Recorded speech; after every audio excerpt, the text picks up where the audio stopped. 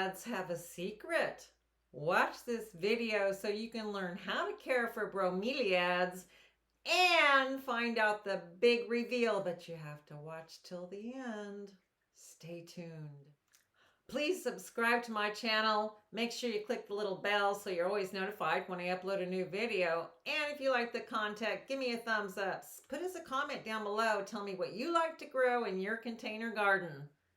Let's get started so I can tell you all about these bromeliads.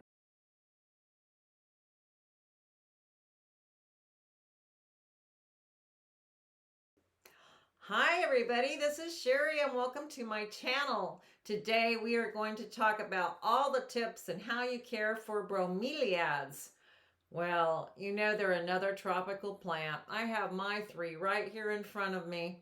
You would think we'd have big bear, mama bear, little bear, but it's not quite like that. I'll explain as we go. Now, bromeliads are cousins of orchids and air plants. They're epiphytes. Some people grow them out of soil and they attach them to bark or cork or to tree, they attach in the ground. But if you do that, you're going to need to water them more frequently. I have mine planted in soil, so they tolerate that a little bit more than an orchid would. And you still, though, want to make sure that the soil is well drained. So that's really important. I have mine, all three, in clay pots. Oh gosh, when I got this little one, she was the one most recently that I just got from the nursery. She was in one of these little tiny plastic pots, totally root bound, and the pot was totally saturated to the point, super saturated, to the point where I was pouring water out of it. Poor little girl. Oh, I'm so sorry, Mama. You know what's really interesting? They really like to be watered in their little cups. See, they call these the little cups. These are really bracts that grow up and form these beautiful little flowers. Now, we've talked about soil and we talk about watering. You only really water them. I don't need to water these because they're still water. I just watered them earlier because she's thirsty and there's a reason for that. Like I said, there's a big reveal at the end of this video, so you want to watch the whole thing.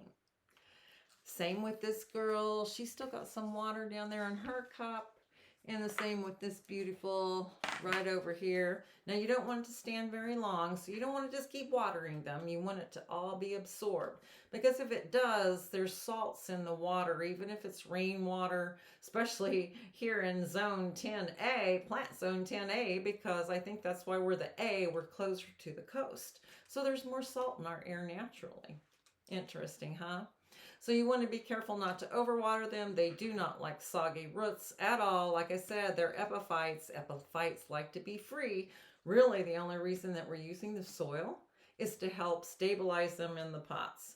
And I find it a lot less care keeping them this way so that I don't have to water them every day like I am with my Van orchid and my little air plants.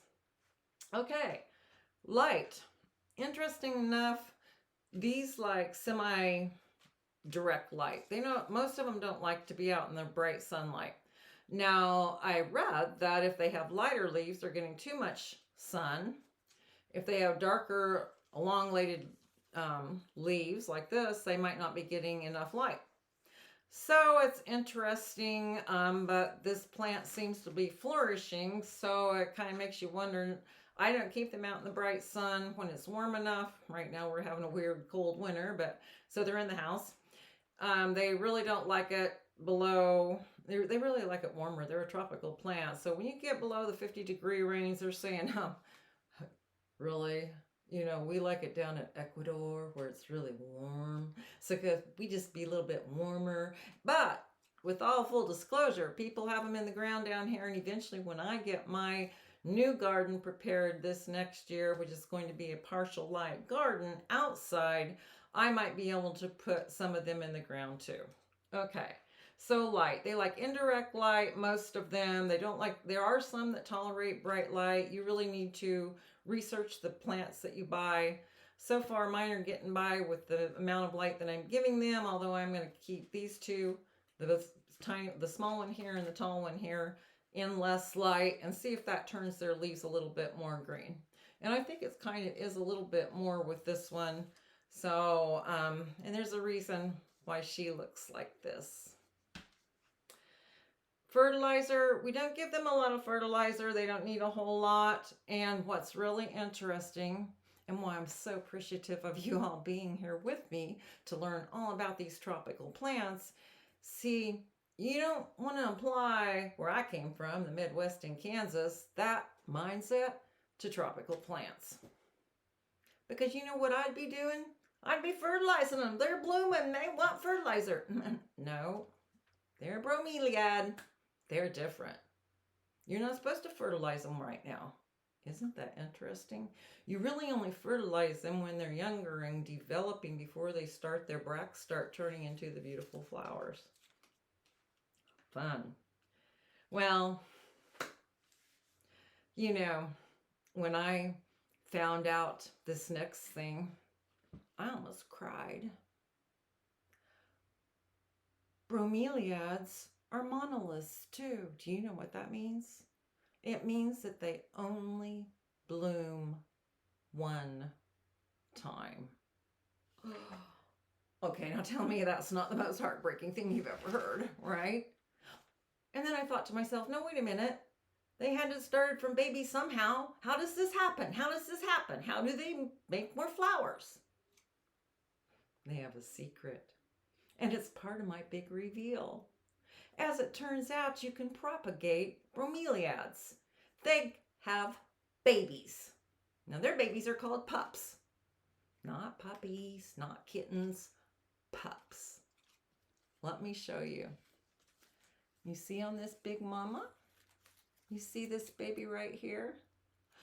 I was so excited last month when I first discovered the pups on this plant. Oh my gosh, and she's even, look at, I got 3 of them on this plant.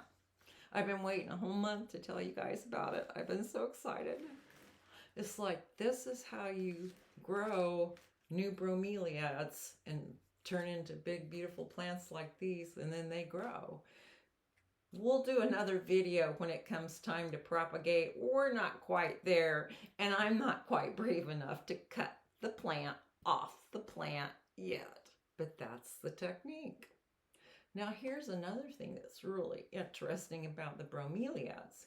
You would think that this gorgeous mama over here, oh man, she's so pretty. And she's the most pretty thing you ever saw. She's pink like me. That she would be having babies, but no. She's not ready to have babies.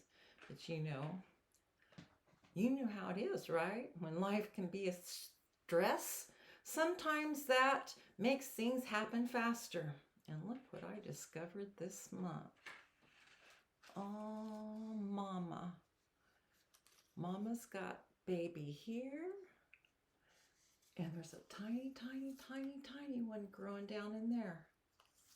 So even though she's smaller, that's why her leaves are starting to fade and disintegrate, because she's reached the point of her maturity for her small, short life. This is just as tall as she was supposed to be. But she says that's okay. I got the next generation coming, and they're going to be beautiful just like me. I hope you all have loved these tips about caring for bromeliads and are just as excited as I am about my new little nursery. Who knew?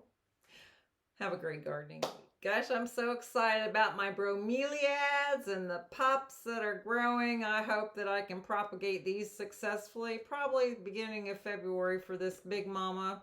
We'll see how big they are supposed to be before you do the propagation. You can for sure they stay healthier longer if you can leave them on the mama plant, but I want to save her too so I can keep growing more pups. Please feel free to share this video out with your friends and family. Make sure you subscribe to my channel. Click that little bell so you're notified every time I upload a new video. And comment down below. Tell me what tropical plants you want to see.